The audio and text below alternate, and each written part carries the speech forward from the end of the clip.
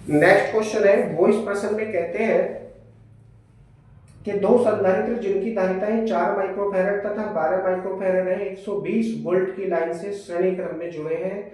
संयोजन की प्रभावी धारिता तथा प्रत्येक संधारित्र के आवेश व विभवांतर की गणना कीजिए। तो धारिताएं दे रखी है, लिख लेंगे इनको। 4 माइक्रोफैरड और 12 माइक्रोफैरड है। C1 = 4 microfarad, C2 = 12 microfarad. और लाइन दे रखी है इन्होंने, कितनी लाइन दे रखी है? 120 वोल्ट की लाइन से श्रेणी क्रम में जुड़े हैं। 120 वोल्ट है तो V = कितना लिखेंगे? 120 वोल्ट। 120 वोल्ट की लाइन से श्रेणी क्रम में जुड़े हैं तो लिखेंगे श्रेणी क्रम में जुड़े हैं। इसलिए सबसे पहले उन्होंने क्या पूछा है? हमसे पूछा है तुल्य धारिता, संयोजन की प्रभावी धारिता ज्ञात कीजिए। तो लिखेंगे चुंबकीय का चिन्ह लगा करके दोनों संधारित्र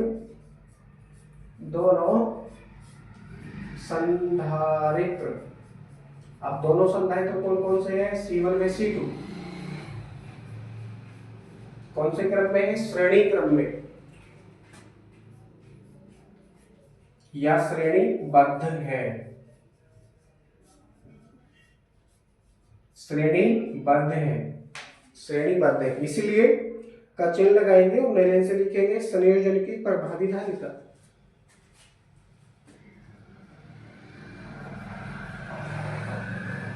संयोजन की प्रभावी धारिता। अब देखिए, प्रभावी धारिता कह लीजिए या तुल्य धारिता कह लीजिए, बात एक है, मतलब एक है। तो प्रभावी धारिता ही लिखिए आप इसको, जो कि प्रश्न में प्रभावी धारिता पूछा है आपसे। सूत्र है 1/C = 1/C1 + 1/C2। 1/C1 + 1/C2 इसका हम प्रयोग करेंगे तो क्या प्राप्त होगा हमको? 1/C = 1/C1 के स्थान पर आ जाएगा 4 माइक्रोफैरड, यानी 1/4 प्लस इसके स्थान पर 12।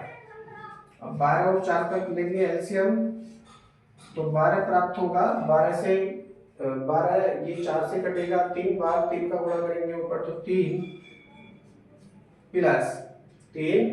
प्लस और ये 12 माइक्रोफैरड है, एक बार कटेगा और 1 का गुणा करेंगे तो ये 1 आ जाएगा।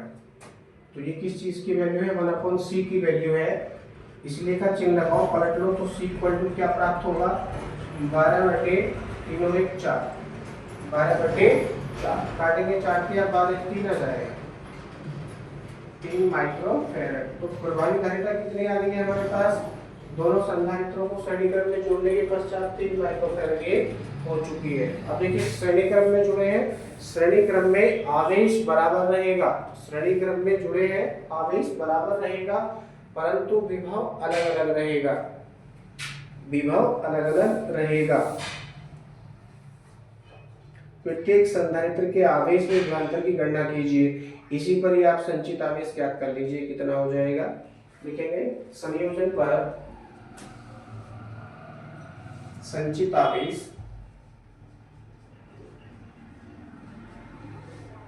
संयोजन पर संचित आवेश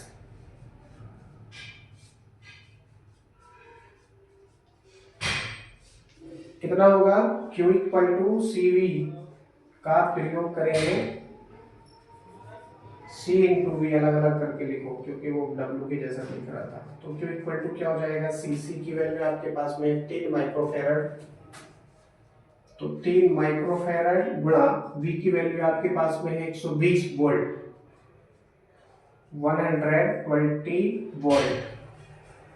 अब 12 के 36 360 हो जाएगा। ये 360 फैरड × वोल्ट क्या हो जाएगा? कूलम हो जाएगा, परंतु माइक्रो पहले से है तो माइक्रो कूलम।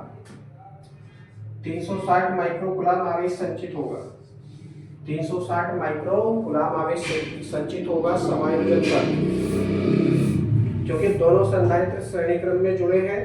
दोनों संधारित्र श्रेणी क्रम में जुड़े हैं, इसलिए संचित आवेश बराबर बराबर होगा। तो दोनों ही संधारित्रों पर, जो 4 माइक्रोफैरड का उस पर भी और 12 माइक्रोफैरड का उस पर भी, दोनों पर कितना आवेश संचित होगा? 360 माइक्रोकुलाम का ही आवेश संचित होगा दोनों ही संधारित्रों पर। ठीक है, अब इन पर विभव और पूछा है इन्होंने, विभव ही पूछा है, हाँ विभव और पूछा है तो विभव और बता देंगे, लिखेंगे अतः संधारित्र C1 पर विभवांतर, संधारित्र C1 पर विभवांतर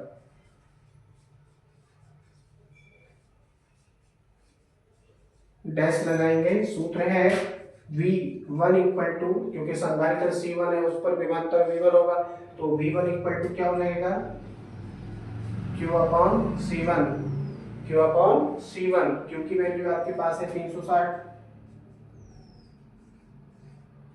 माइक्रोकुलाम बटे, और C1 की वैल्यू आपके पास में है 4 माइक्रोफैरड, 4 माइक्रोफैरड, माइक्रो से माइक्रो कटेगा, कुलाम प्रति फैरड है, क्या हो जाता है ये वोल्ट हो जाता है, 4 से 360 को काटेंगे तो 90 बार कटेगा, यानी V1 इक्वल टू कितना प्राप्त हुआ 90 वोल्ट, 90 वोल्ट। पहले संधारित्र के सिरों पर विभव कितना आ गया 90 वोल्ट आ गया। दूसरे पर यदि आप ज्ञात करेंगे तो दो तरीके हैं उस पर ज्ञात करने के लिए, क्योंकि कुल वोल्टेज 120 वोल्ट है, कुल वोल्टेज कितना है आगे से लाइन पे से कितना आ रहा है 120 वोल्ट आ रहा है, जिसमें से 90 वोल्ट चला गया C1 पर, जो बचा वो 12 माइक्रोफैरड पर चला जाएगा, यानी 30 90 यहाँ चला गया तो बचा 30 वोल्ट जो है वो 12 माइक्रोफैरड पर चला जाएगा। लेकिन इसको भी हम सूत्र की सहायता से याद करेंगे, तो लिखेंगे अतः संधारित्र C2 पर विभवांतर। इसी प्रकार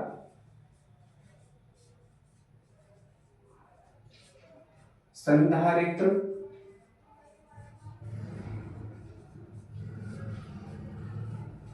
C2 पर विभवांतर, संधारित्र C2 पर विभवांतर,